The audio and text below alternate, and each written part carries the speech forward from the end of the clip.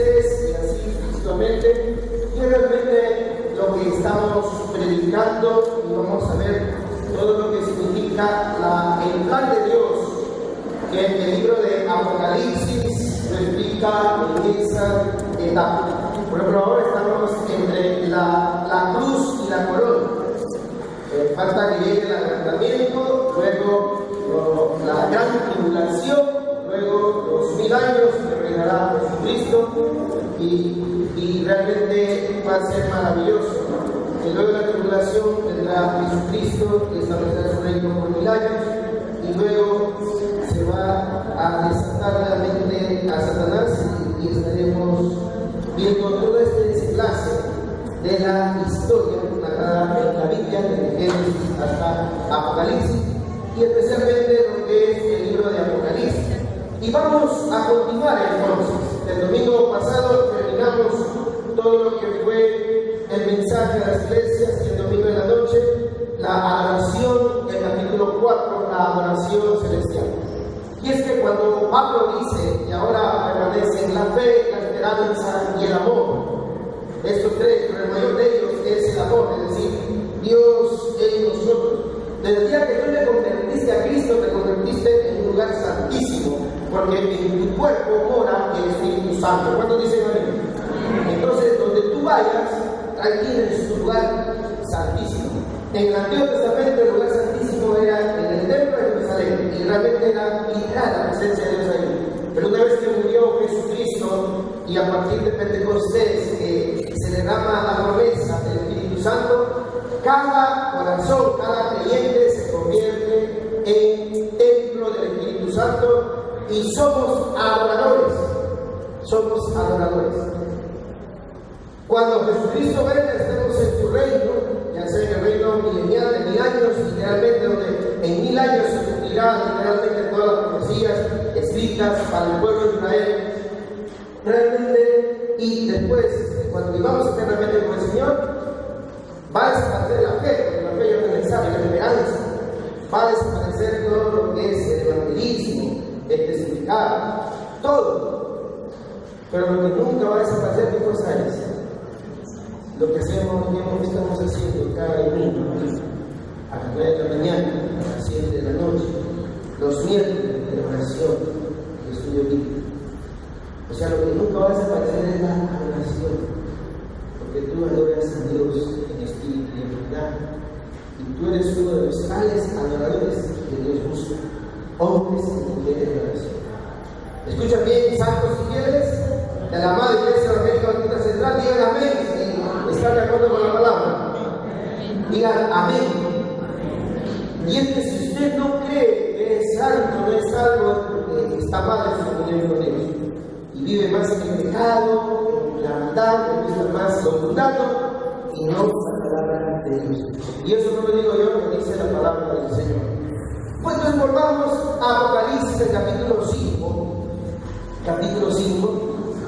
Y algo que hay que tener en claro aquí, principios de interpretación bíblica.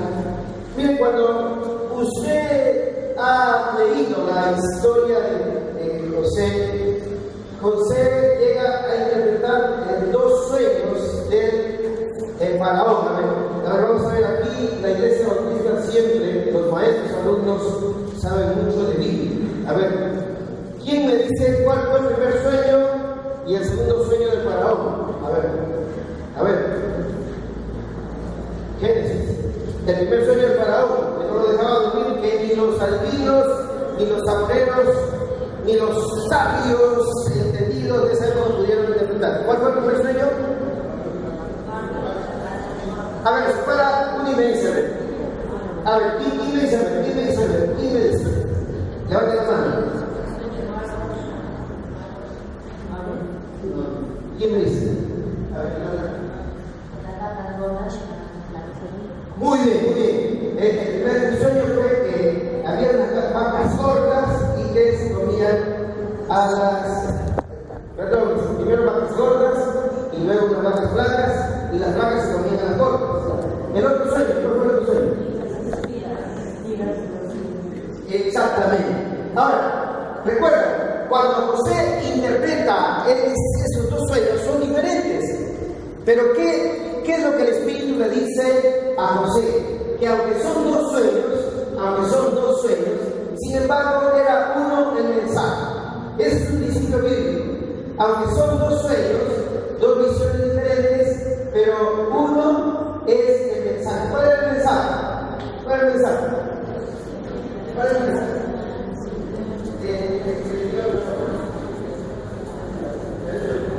Iban a tener 7 años de enfermedad. Ajá. O sea, es decir, no te quedes, escuchen pueblo de Dios, santos y fieles, escuchen. Eran dos sueños diferentes, pero la interpretación era una sola. ¿Verdad? ¿Y el mensaje cuál era? El sendero de abundancia, pero sendero de... Claro, o sea, era la manifestación, o sea, la revelación de Dios de manera progresiva. En la Biblia encontramos eso, que Dios se revela progresivamente. O sea, progresivamente nosotros vamos a ver cómo Dios va mostrando su voluntad. Pero, ¿cuál es el principio bíblico aquí de la interpretación que luego pasamos a Apocalipsis? ¿Cuál es? Es que son diferentes sueños, pero un solo mensaje. Entonces, aprendamos esta verdad bíblica. En el Apocalipsis hay 7 sellos. Hay 7, ¿recuerdan? Hay 7 sellos, hay 7 lámparas. O sea, está mencionando toda una serie de sucesos que se van a dar, de los jinetes, todo eso. Y el principio bíblico ahí es que, aunque son diferentes visiones y todo eso, el mensaje es el mismo. ¿Y cuál es el mensaje? Que Dios, de todas maneras, va a intervenir en el tiempo, en su momento, va a intervenir y va a establecer lo que es el reino. Primeramente el reino milenial y luego, para toda la humanidad, lo que es el reino eterno. Cuando hablamos del reino milenial, hermanos, estamos hablando del cumplimiento de las promesas para el pueblo de Israel. Escuchen bien, el pueblo de Israel. Luego que la iglesia sea arrebatada, quedará, de todas maneras se predicará el evangelio y se levantarán ahí los judíos, esos verdaderos judíos, pero aceptando el mensaje de Cristo, y se predicará a Cristo.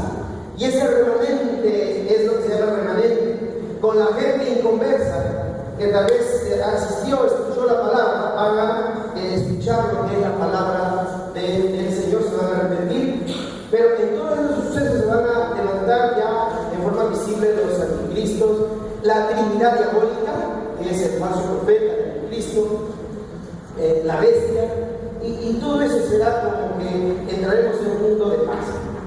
Justamente muchos aplauden, están felices, muchos hasta pastores bautistas evangélicos están reconociendo al papado que es cristiano, con lo cual la Biblia lo rechaza tajantemente. Entonces, es un preámbulo, pero debemos saber que estamos en el tiempo de la gracia, en el tiempo entre la cruz y la corona. Entonces, a partir del capítulo 5, 4 y 5 es un preámbulo, es una introducción de la visión celestial, la adoración a Dios 3 veces santo, Dios Padre, Dios Hijo, Dios Espíritu Santo. Así que no se debe engañar por aquello que dice, a ver, demuéstrame dónde dice Trinidad, dónde dice Padre, dónde no creas un mentiroso. La Biblia enseña claramente que es Dios Padre, Dios Hijo, Dios Espíritu Santo. Y necesariamente la Biblia no tiene que decirlo literalmente. Por eso el principio de interpretación. No vaya usted a resultar un teólogo del diablo. Cuando una vez hablé con un obispo mormón y le dije, ¿por qué es que el profeta practicó la poligamia y todo eso? No, es que la Biblia dice que David tuvo varias mujeres.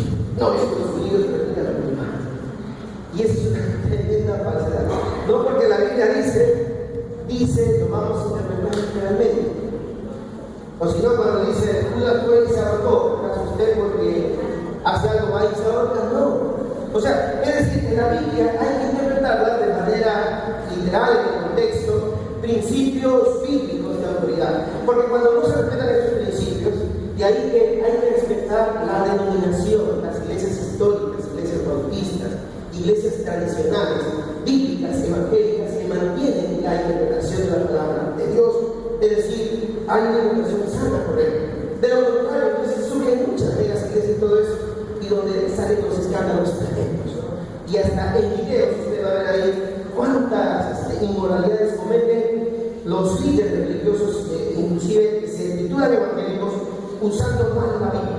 Por ejemplo, esto de pactos es bíblico, pero en el sentido de pactos que se dan a través de la historia, y que en realidad cuando tú y yo hemos recibido a Cristo, hemos hecho el pacto eterno de la Biblia, ¿no? de ser salvos. Pero estos falsos predicadores de la prosperidad solamente no han limitado a que te dan pactos si Dios te da bastante plantas y plantar y todo eso, lo cual es una relación bíblica que va contra todo principio de interpretación bíblica. Y es lamentable como hermanos de las iglesias bautistas tradicionales abandonan sus iglesias, inclusive diciendo, no, yo no soy bautista, yo no soy cristiano, siguiendo estos falsos predicadores de la prosperidad.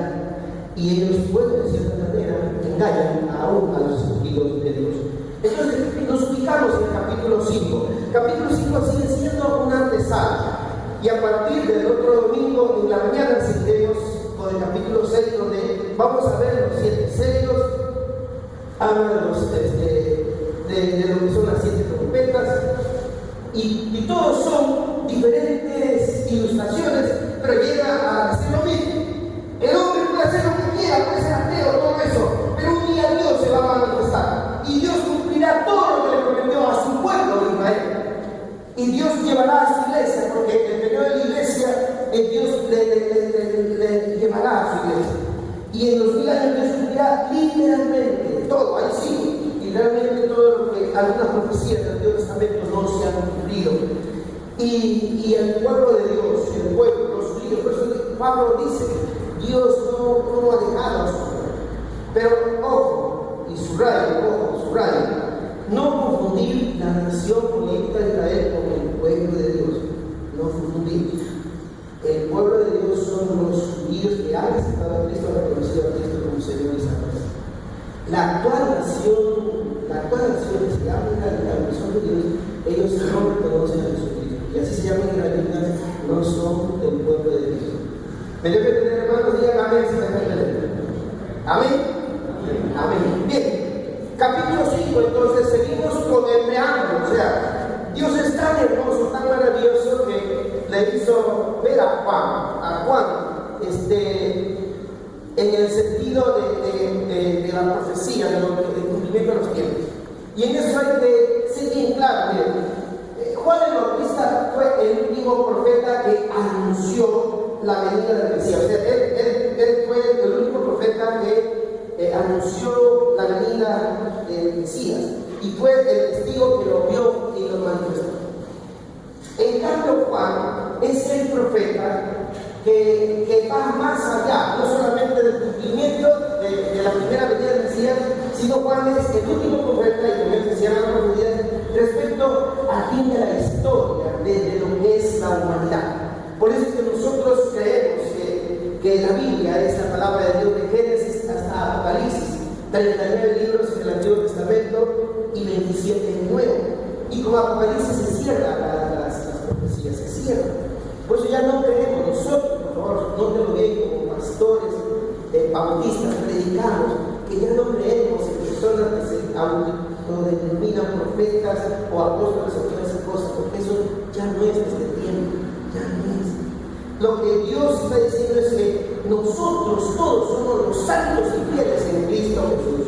Y una iglesia local es la comunidad del reino de Dios, con los líderes que Dios ha puesto, pastor, diáconos y líderes que Dios levanta en la comunidad local, es la agencia del reino de Dios. Y vivimos el reino de Dios. Y comenzamos a vivir una vida real. Como dice 2 Corintios, de modo que si alguno está en Cristo, nueva criatura es. Las cosas viejas pasaron, y aquí todas son hechas nuevas. Entonces, a ver, ¿están despiertos, hermanos? A ver, Juan el Bautista es el último profeta en cuanto a que él no solamente profetizó la venida del Mesías, sino de que él lo vio, fue testigo, que Isaías y muchos profetas lo vieron, pero de una manera profética. O sea, él vivió el cumplimiento, decir, de la primera venida del Mesías. En cambio, Juan en cierta manera es el que recibe hasta las últimas profecías, ya no respecto a la primera venida, sino al cumplimiento de la segunda venida. Y cumplimiento de las profecías desde Génesis hasta el mismo libro que él escribe. De ahí que cuando terminemos de predicar Apocalipsis, las últimas palabras de este libro es: ven pronto, Señor. Pero antes le encaja que hay una maldición sobre aquellos que agregan más a este libro. Y la Iglesia Católica ha agregado más a este libro. Los mormones, los adventistas y todos los grupos políticos han agregado más. Y sobre ellos cae la maldición. En cambio, el pueblo evangélico, el pueblo de Dios, el pueblo que predica a Cristo. Y es bueno, hermano, ver la gran diferencia entre lo que es un evangélico y lo que son los otros grupos. Y no es que seamos separatistas, sino que debemos ser amigos. Entonces, cuando una persona te agrega algo más en cuanto a tu relación con Dios, entonces ahí está.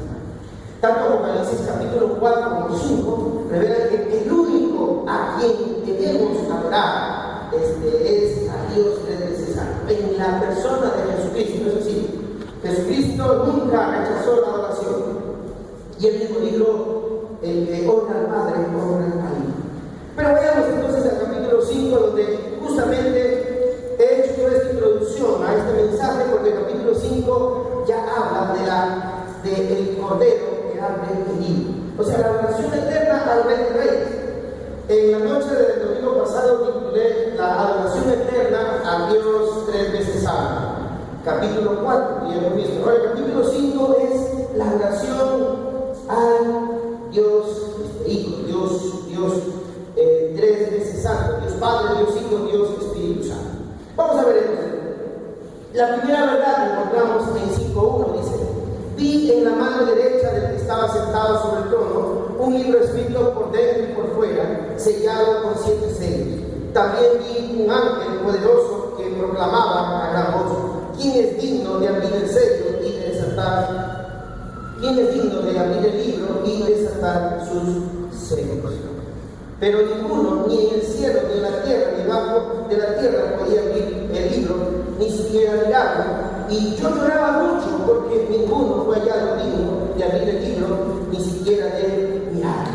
Entonces, Juan aquí nos narra lo que tiene que ver con la voluntad de Dios acerca de los eventos que van a suceder. Por eso son las cosas que son. Es decir, después del tiempo de la iglesia y de su posterior partida a los cielos, Dios va a intervenir. Y es aquí donde, recuerdan, Apocalipsis 4.1 empieza a decir los cielos abiertos. O sea, Juan vio como profeta, vio aquello que iba a suceder después del arrebatamiento de la iglesia. Prácticamente, uniendo con Tesalonicenses, el arrebatamiento de la iglesia está en el capítulo 3 y 4.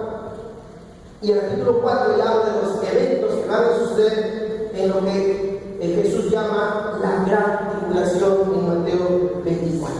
Entonces, el libro aquí representa la voluntad de Dios escrita, profetizada y cumplida. Una regla de fe y práctica que tenemos el pueblo evangélico, y por ello nosotros los bautistas, es que la única regla de fe y práctica es la Biblia, la palabra de Dios. No nos rigen las dudas del Papa, ni tampoco tengo que ir a la Virgen María, ni tampoco tengo que poner ahí la imagen de Pablo para estar adorando a Pablo. Ni aún Jesús dijo que hagamos imágenes del cielo y adorar. O sea, aún yo ponga ahí, haz la imagen de Cristo, voy a adorar, él estaría cometiendo idolatría. Entonces, aquí lo que nos menciona es la voluntad de Dios escrita, profetizada y cumplida.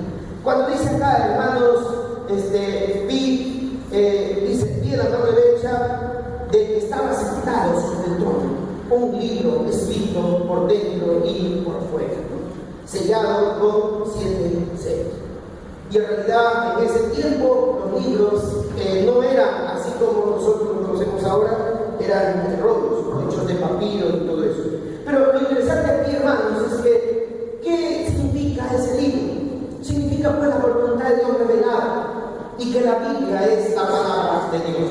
O sea, aquí vemos cómo es que el protagonista, en exclusiva, aquí es el Hijo del Hombre. O sea, ¿quién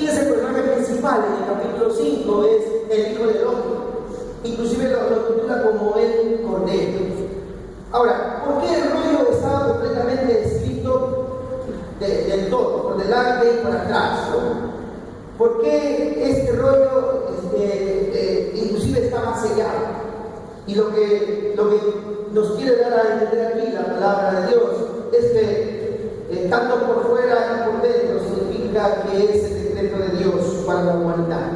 O sea, la voluntad de Dios. Entonces, en ese rollo, en ese libro, estaba escrito los decretos, lo que Dios iba a establecer.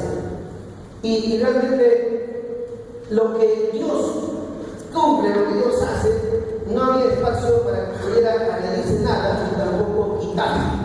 Y veamos Apocalipsis 22, 18 al 19. Lea Apocalipsis 22, 18 al 19, lo puedes escuchar aquí.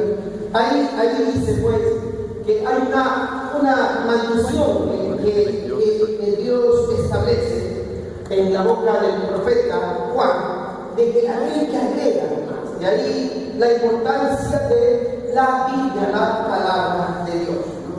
Aún el actual líder de la Iglesia Católica dice que la Biblia él interpreta pero a la luz de la palabra del Papa, o sea, la última palabra viene del Papa, ¿no? Entonces, miren, yo testifico a todo aquel que oye las palabras de la profecía de este libro, si alguno añadiere a estas cosas, Dios traerá sobre él las plagas que están escritas en el libro.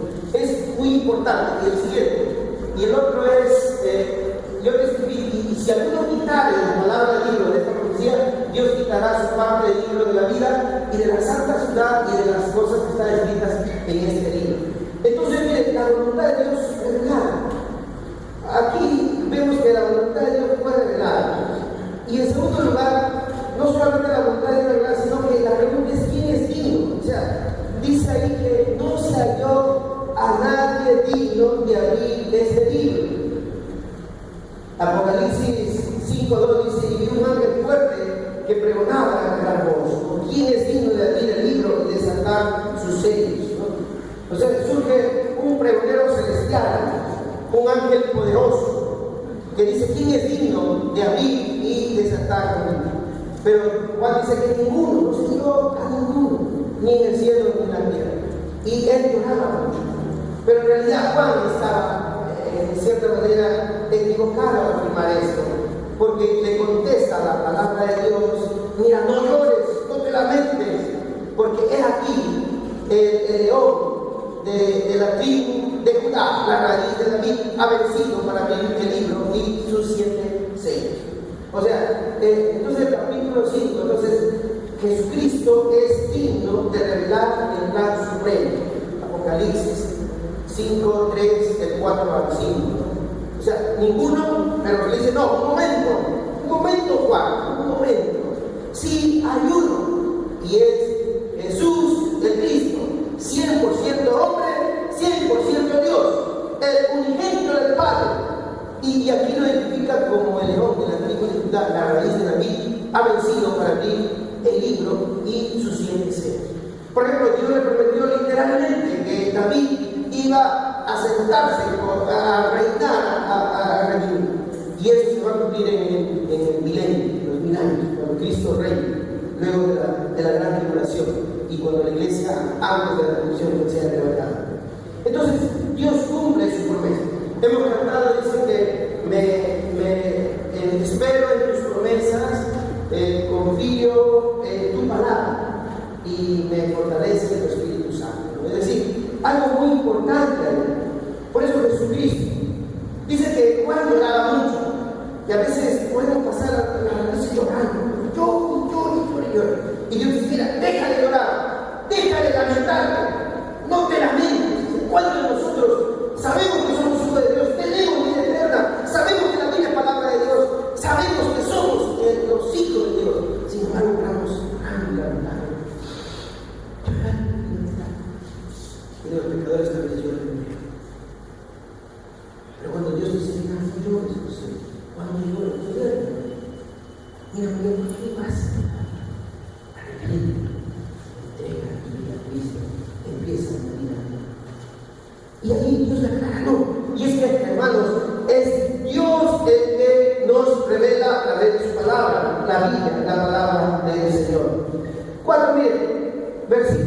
5 al 7, en Apocalipsis 5, del 5 al 7, sigue describiendo a Jesucristo, el Cordero, dice el versículo 6, y en medio del trono y de los 4 seres vivientes y de los ancianos vi un Cordero de pie, como inmolado, tenía 7 cuernos y 7 ojos, que son los 7 espíritus de Dios enviados sobre la tierra.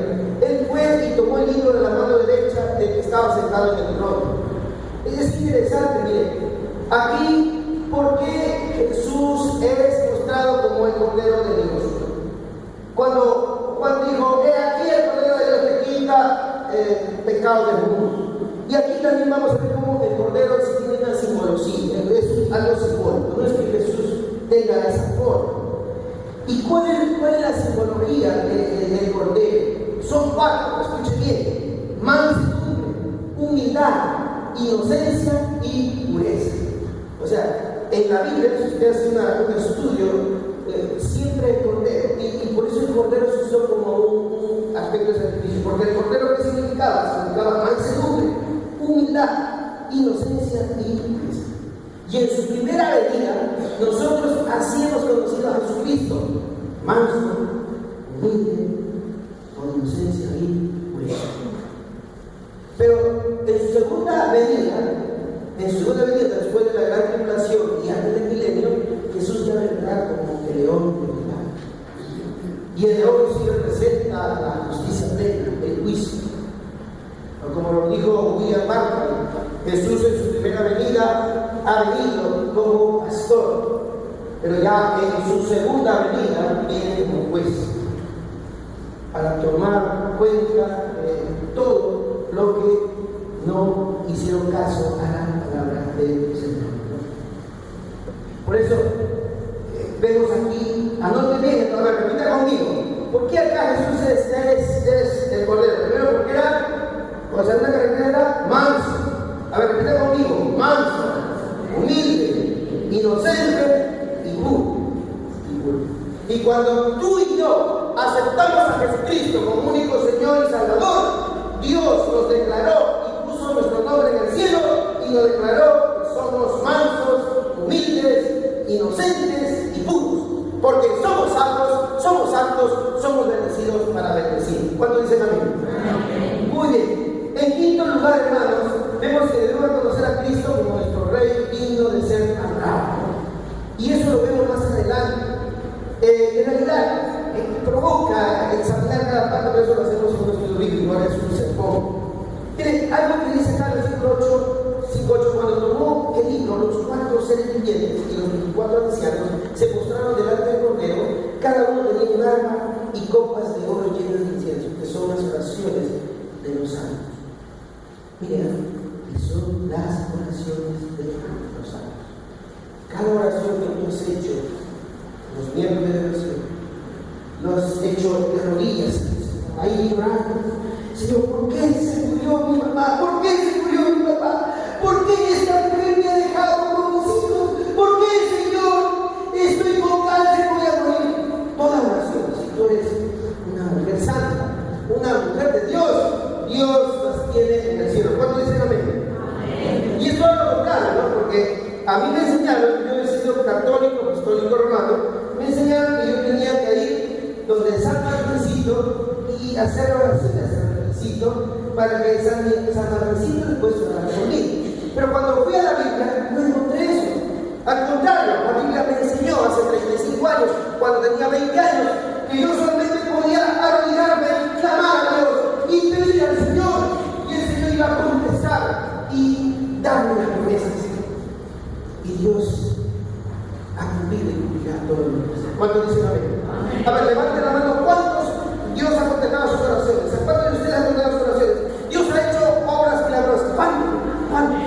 Por eso es una pena, hermanos, es una vergüenza de gente que siendo acá en la iglesia se van a otras iglesias porque quieren saltar, porque quieren, no me hablan, no, ahí no siento la presencia de Dios. ¿Y qué la van a sentir si no tiene a Cristo en su corazón? Nunca se ha convertido, así se haya bautizado 3, 4 veces, porque solo los santos en Cristo pueden ser santos, que sus oraciones lleguen a Dios. ¿Cuántos dicen amén?